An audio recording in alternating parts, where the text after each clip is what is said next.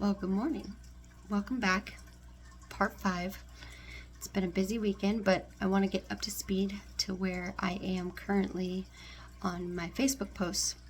I find it to be a little odd that I'm reading these studies to you, but my friend who encouraged me and my mom who encouraged me both seem to think that people would enjoy me reading these studies to them.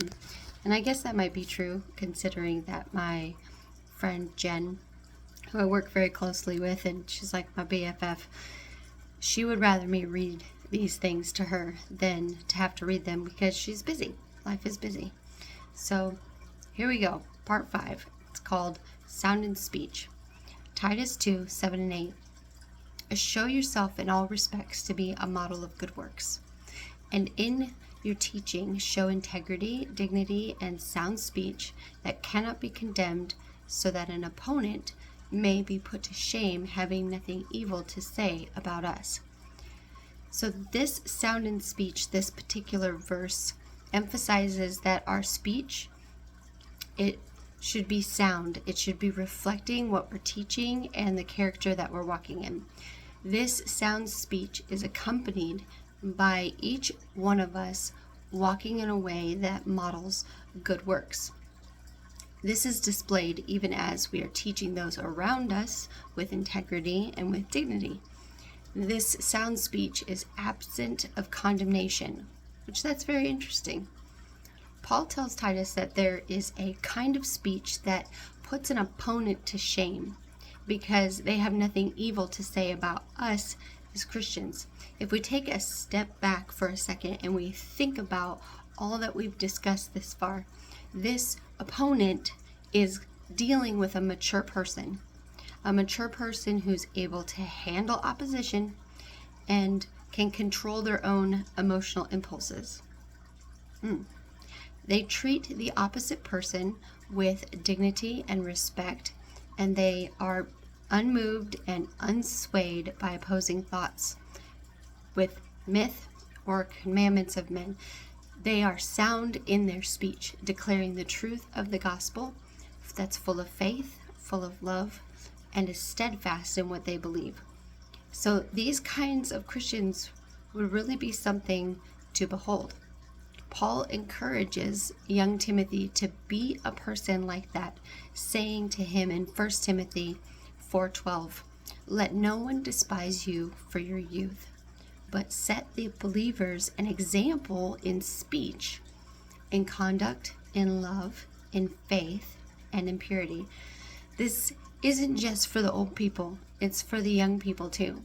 Paul often spoke, and he speaks of the way that we speak, encouraging the people to be ready to give an answer. Are you ready? Colossians 4:6 says, "Let your speech always be gracious, seasoned with salt, so that you may know how to answer each person." So being a person of sound speech would mean that we would become, first, students of the word. What else do we have to answer with?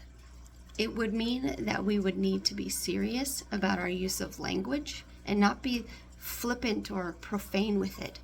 It would mean that we would need to study to know how to answer the arguments that we're most likely going to face in our day.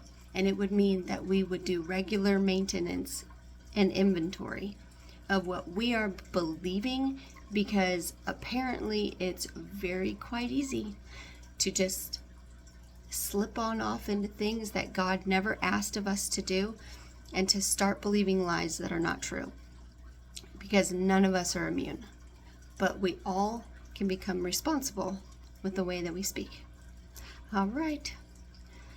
I just have a few notes that I want to give you. I hope that you are enjoying this particular study in Titus, and we're about halfway in this study of sound doctrine, and we have already looked at some major themes. We've defined the importance of sound doctrine, that it means teaching that is healthy, it's accurate, and it helps us to grow spiritually. It's crucial to keep our teaching pure and true to ensure that both personal and communal spiritual health in our churches and in our families. Number 2, Paul's instructions to Titus. Paul stresses the need for sound doctrine in his letters to Titus. He highlights the role of those who teach and defend against false teaching, including these myths and human commands that stray from the truth.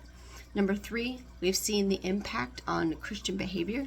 Sound doctrine affects more than just teaching. It should actually shape our behavior, the behavior of every believer, especially the older men and the older women, because they are called to live out the principles by being sober-minded, dignified, self-control, and showing love, faith, and steadfastness.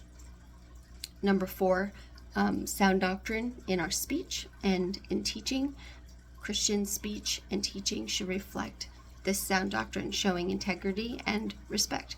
Both young and old believers are encouraged to model this kind of speech and behavior. And the 5th one, we've seen the consequences of deviating from sound doctrine. This essay is warning us that straying from sound doctrine, like following these myths or these commandments of men, can lead believers away from the true gospel and harm our spiritual growth and the unity in our church. So now we're going to take a little turn. We're going to pivot. We're going to turn our attention to some supporting verses coming up this next week. We're going to take a deeper look at this topic of sound doctrine. In the books of Timothy, Paul addresses sound doctrine in a way that seems to come at it with why living according to sound doctrine is important from a far more aggressive stance. In Titus, Paul drew on the positive qualities of sound doctrine to build the knowledge and understanding of the reader. So everything that we have so far, we're going to build upon next, but in a slightly different and more aggressive way. We will touch on themes of what happens when we live contrary to sound doctrine, if we listen to false teachers, and how we must live in a pattern of sound words. And he also gives a warning of how people will come up against the fact that at some point, some people just will not endure sound doctrine. They won't endure sound teaching. They won't hear it. And then we're going to pivot to some supporting verses in Proverbs.